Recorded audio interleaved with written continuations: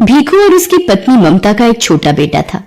भीखू और ममता सड़कों पर सामान बेचकर गुजारा करते थे और वहीं फुटपाथ पर एक छोटी सी झुग्गी में रहकर गुजारा कर रहे थे। ममता दोबारा गर्भवती थी, इसलिए वो झुग्गी के आसपास ही रुकने वाले वाहन के लोगों को सामान बेचती थी। एक दिन ममता पुल वाली लाल बत्ती काफी देर तक रहती है, इस वजह से वहां भीड़ भी काफी रहती है। मैं सोच रहा हूँ आज थोड़ी देर वहीं सामान बेचकर आ जाता हूँ। इतनी भीड़ में ध्यान से जाना, लाल बत्ती खत्म होते ही गाड़ियां रफ्तार से दौड़ती हैं। भीखू पुल के नीचे सामान बेचने चला जाता है। ले लीजिए भैया, ये खिलौना आपके बच्चे के लिए, ये गुब्बारा ले लो भैया। हाँ हेलो, ये गुड़िया कितने की दी? 20 रुपए की है साहब। 20 रुपए? 10 रुपए की लगा ले, दे रहा है तो। इतनी देर में लाल बत्ती का सिग्नल खत्म हो जाता है। ले लो साहब, आप 10 रुपए ही दे दो। भीखू 10 रुपए लेकर जैसे ही गाड़ी वाले को गुड़िया पकड़ाकर पलटता है, एक गाड़ी उसे धक्का मार देती है। जैसे ही भीखू नीचे गिरता है, एक और गाड़ी उसे कुचल देती है। भीखू वहीं मर जाता है। भीखू के साथ एक और व्यक्ति जो सामान बेचता था, वो ये दुर्घटना देख लेता है और ममता को बताता है। नहीं, ये नहीं हो सकता। मैं किसके सहारे जीऊंगी? आप मुझे क्यों छोड़ गए सूरज के बापू? बापू आप कहाँ चले गए? बोलो बापू। ममता सूरज के हाथ से भीखू का अंतिम संस्कार करती है। भीखू के देहांत के बाद ममता बिल्कुल अकेली हो गई थी। एक दिन ममता बेटे सूरज और गोद की बच्ची को लेकर दिन भर सड़कों पर गुब्बारे बेचती थी।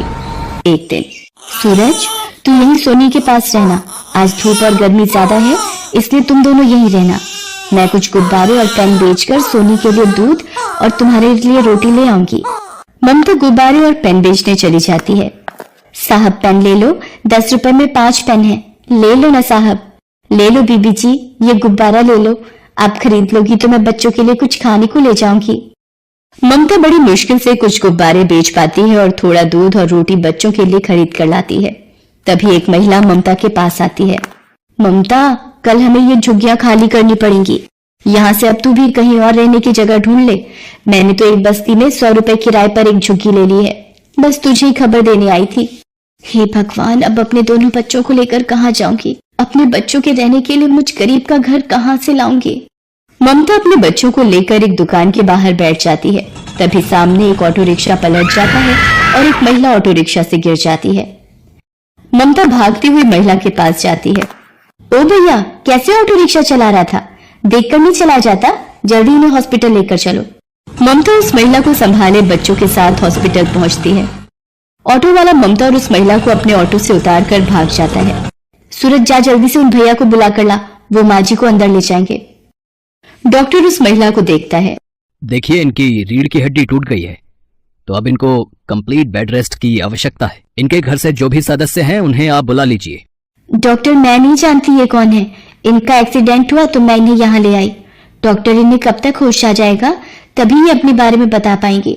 1 से 2 घंटे में इन्हें होश आ जाएगा। लगभग 2 घंटे बाद उस महिला को होश आता है और वो अपने बारे में बताती है।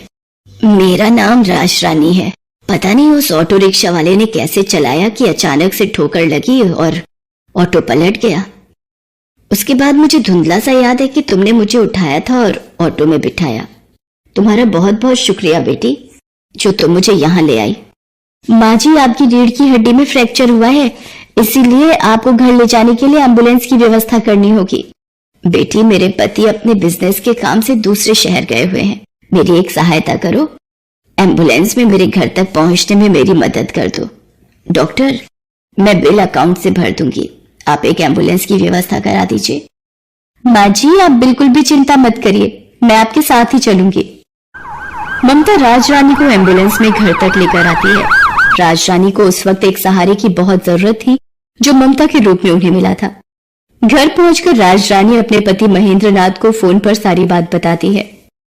ममता, मैंने अपने पति को फोन कर दिया है, वो कल सुबह ही वापस आ रहे हैं। क्या तुम कल सुबह तक मेरे पास रह सकती हो? ममता राज रानी की बातों को सुनकर रोने लगती है। क्या हुआ ममता, तुम अचानक रोने क्यों लगी? कोई जबरदस्ती नहीं है बेटी, तुम अगर नहीं रुकना चाहती तो कोई बात नहीं। और फिर तुमने इतना कुछ किया है मेरे लिए, वो बहुत बड़ी बात है। ममता राजरानी को अपने रोने का असली कारण बताती है और अपनी जिंदगी की सारी आपबीती सुनाती है, जिसे सुनकर राजरानी की आंखों में आंसू आ जाते हैं। आप ही बताइए अम्मा जी, अब मैं क्या करूं? अपने इन छोटे बच्चों को लेकर कहां जाऊं? चिंता मत करो बेटी, भगवान सब ठीक करेंगे। वहां सामने मेरी रसोई है, तुम वहां जाकर अपने लिए भी भोजन बनाओ, मेरे लिए भी, और इन बच्चों को भी खिलाओ। कब से तुम मेरी वजह से भूखी हो और बच्चे भी तुम्हारे साथ भूखे हैं। माँ जी, पहले आप ये दवाई ले लीजिए और आपको किसी भी चीज की जरूरत हो तो मुझे आवाज लगा देना। ममता राजरानी और सूरज को खाना देती है और सोनी के लिए थोड़ा दूध भी गर्म करती है। अगले दिन जब महेंद्रनाथ वापस आता है तो उसे सारी बात पता चलती है। वो भी ममता का धन्यवाद करते हैं। ममता बेटी, तुमने राजरानी के लिए इतना सब कुछ किया, उसका मैं हमेशा शुक्रगुजार रहूंगा। धीरे धीरे राजरानी की तबीयत में सुधार होने लगता है। ममता राजरानी की बहुत सेवा करती थी। 1 महीने बाद राजरानी बिल्कुल ठीक हो जाती है। माँ जी, अब आप ठीक हो गई हैं तो अब मुझे भी चलना चाहिए। मुझे भी आपके पास रहते इतने दिन हो गए। आपसे इतना प्यार पाकर मैं धन्य हो गई। आपने मेरे बच्चों को इतना प्यार दिया, इतना दुलार दिया, इसके लिए मैं सदैव आपकी आभारी रहूंगी। ममता, सूरज मुझे नानी माँ कहकर बुलाता है। क्या ये बच्चे हमेशा के लिए अपनी नानी माँ के पास नहीं रह सकते?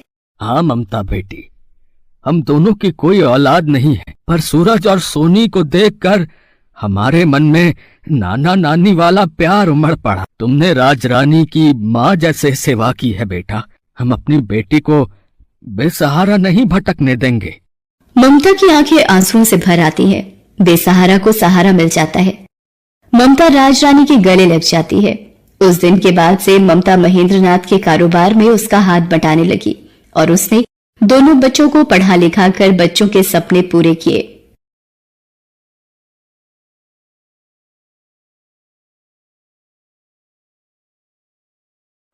महादेव एक गरीब बूढ़ा मछुआरा था। उसके परिवार में उसकी बूढ़ी पत्नी सती के अलावा और कोई नहीं था। आज 3 दिन से सती बुखार से तप रही थी। महादेव के पास इतना पैसा भी नहीं था कि वो उसका इलाज करवा सके। उस दिन वो सुबह जल्दी उठ गया। एक बार उसने सती के सिर पर हाथ रखा। उसे अभी भी बुखार था। उसने अपना मछली पकड़ने वाला जाल और बाल्टी उठाई और नदी पर मछली पकड़ने चल दिया। नदी के किनारे पहुंचकर उसने अपना जाल डाल दिया और मछली के फंसने का इंतजार करने लगा। वहां एक और मछुआरा छगन भी अपनी नाव पर बीच नदी में मछली मार रहा था। महादेव को देखकर छगन बोला, अरे बाबा, किनारे बैठने से बड़ी मछली नहीं मिलेगी। नदी के थोड़ा अंदर आओ तो हो सकता है कि कोई बड़ी मछली फंस जाए। नहीं बेटा, ना तो मेरे पास नाव है और न शरीर में ताकत जो मैं नदी में